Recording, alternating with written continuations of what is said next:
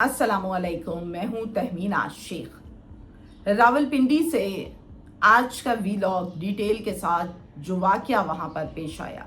18 फरवरी की रात को लेट नाइट यानी आधी रात गुज्जर खान में एक निजी यूनिवर्सिटी है और वहाँ पर जो सड़क है, जो एरिया है, वो बड़ा सुनसान होता है।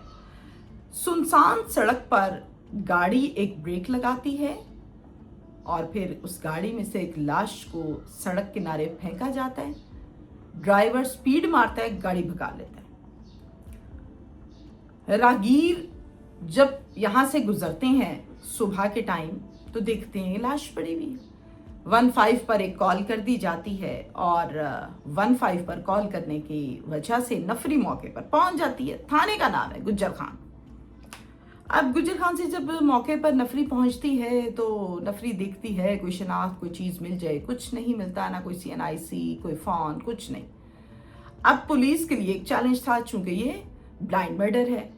पुलिस इस लाश को अपनी तहवील में लेकर हॉस्पिटल शिफ्ट करती है पोस्टमार्टम करवाने के लिए और इसके फिंगरप्रिंट्स वगैरह को हासिल किया जाता है। खैर, किस्सा मुख्तसर ये कि पुलिस इस केस में चंद घंटों में इसकी शनाख्त भी करती है और इसके कातिल को भी गिरफ्तार कर लेती है। कातिल कौन है, क्यों कत्ल किया, मुफाद मकासद क्या थे और गाड़ी में लाकर कत्ल किया या पहले कहीं कत्ल करके गाड़ी में लाश को डाला और फिर लाकर यहाँ फेंक दिया। ये सब कुछ जानना बहुत ज़रूरी है और ये तफ्तीश का हिस्सा भी है। मैं आपको बताऊंगी कि ये अफसोसनाक वाक़या पेश आया है रावलपिंडी गुज्जर खान के इलाका में, लेकिन इसका सारे का सारा बैकग्राउंड मिलता है लकी मरवत से। अब जनाब मोहम्मद अफजल साहब हैं जो घर के सरबराह हैं और इनकी बीवी का नाम है नोमाना। इस कपल के 8 बच्चे हैं, यानी 3 बेटे हैं जो कि बेटियों से छोटे हैं और बेटियां बड़ी हैं, 5 हैं। मोहम्मद अफजल एक रिक्शा ड्राइवर है, वो रिक्शा चलाता है और अपनी रोजी रोटी यहाँ से पूरी करता है। नोमाना बड़े शौक से टिकटॉक, फेसबुक ये चीज़ें देखती है, लेकिन अपनी वीडियो टिकटॉक पर अपलोड नहीं करती, बनाती नहीं है।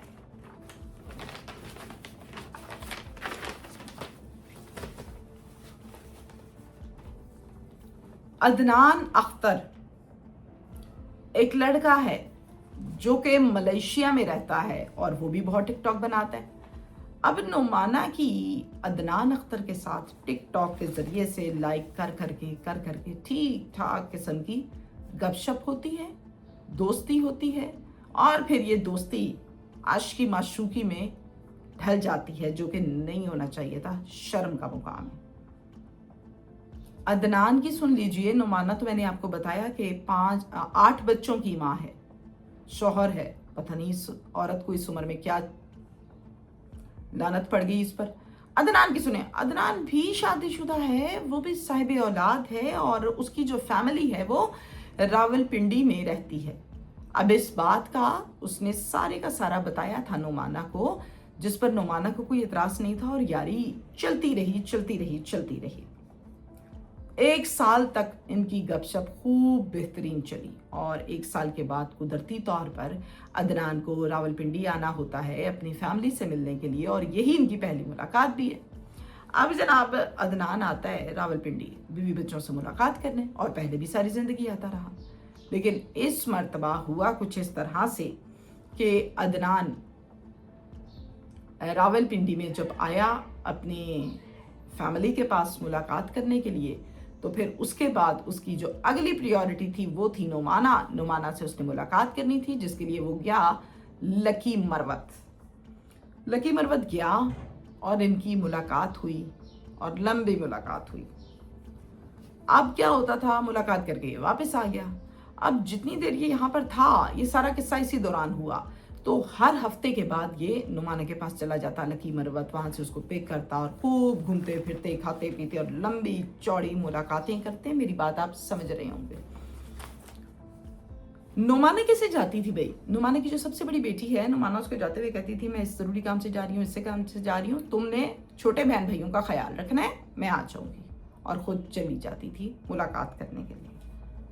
शौहर बेचारा रिक्शा चलाता, रोजी रोटी कमाता, उसे बेचारे को कोई अता पता नहीं। 2 माह के बाद इसी तरह हफ्ते हफ्ते बाद मुलाकातें हो रही हैं। 2 महीने गुजर गए हैं। 2 महीने के बाद अदनान ने कहा नुमाना से, यार मुझे थोड़े से पैसे उधार चाहिए, मैं बड़ा परेशान हूँ, मुझे ज़रूरत पड़ गई है पैसों की, तो मैं बड़ा परेशान हूँ। अपने एक दोस्त से भी मैंने मांगे हैं जो कि मलेशिया में रहता है, यार वो भी आजकल परेशान है, नहीं तो वो मुझे दे देता है, मैं उसको दे देता हूँ। तो मुझे वैसे तो शर्म आ रही है, तुमसे मांगने तो नहीं चाहिए, लेकिन ये है कि मैं तुमसे मांग रहा हूँ, मुझे ना तुम प्लीज़ ज़रा थोड़े से पैसे दे दो, जैसे ही मेरे पैसे आएंगे मैं वापस कर दूँगी, ये तुम्हारा मेरा उधार हो। नुमाना कहती है कि बड़े लकी हो तुम, मेरी एक कमेटी बड़े देर से मैंने डाली हुई थी, वो अभी निकली है, तो मैं वो तुम्हें दे देती हूँ। और फिर ये दे देती है। Okay done.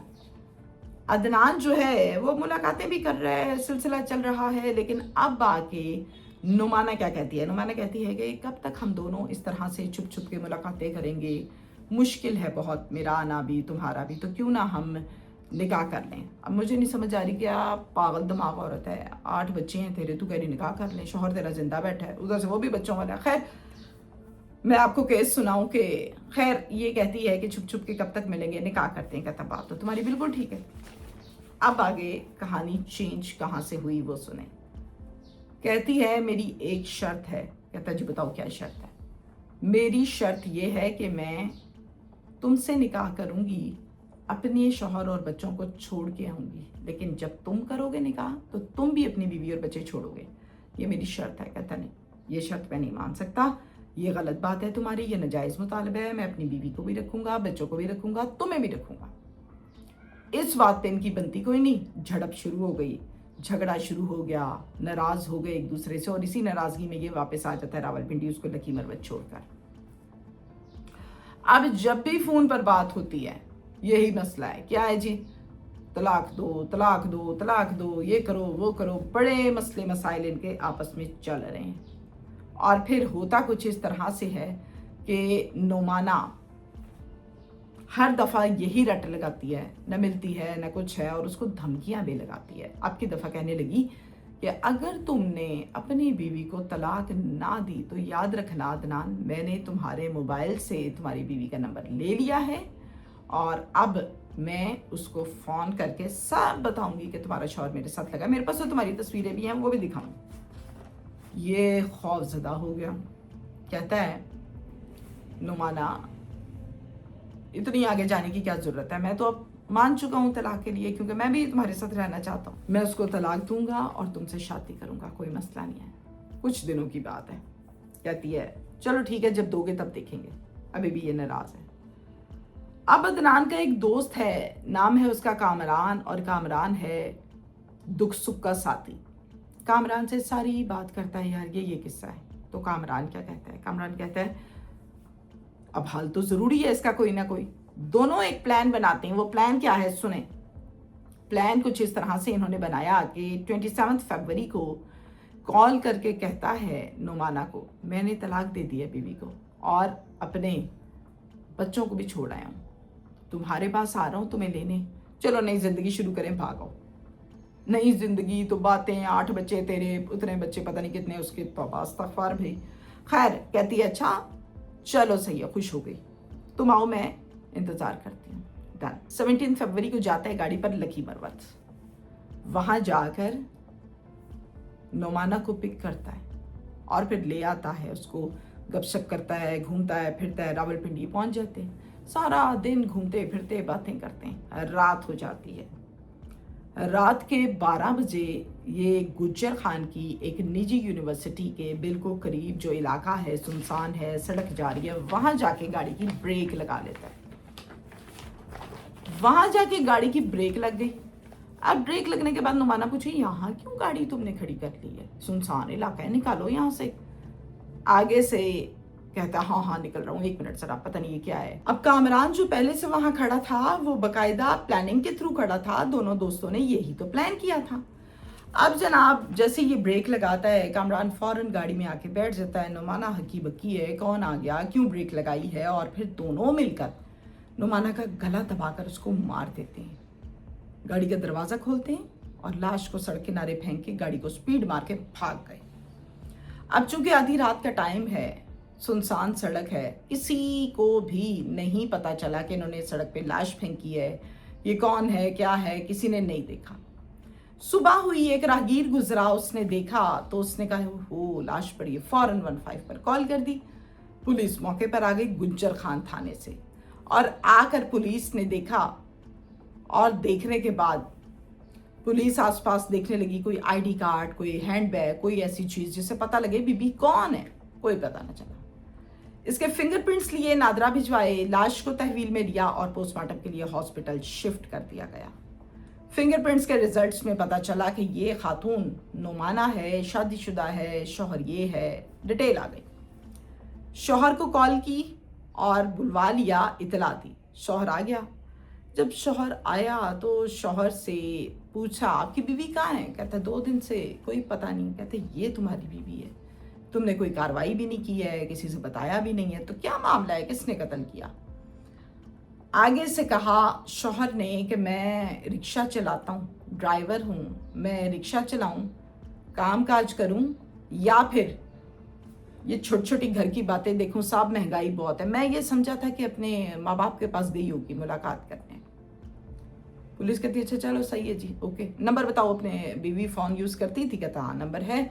नंबर देते हैं तो पता चलता है कि पुलिस को कि ये खातून सीडीआर के जरिए से इस बंदे से राब्ते में है, अदनान से। बहुत सारी कॉल्स मिल रही होती हैं, तो अदनान को ट्रेस करने के बाद पुलिस उसको ले आती है। ये पर्चा तो पुलिस की मुद्दत में दर्ज होता है। अदनान को ले आए, ला के पूछा बीबी से क्या ताल्लुक है।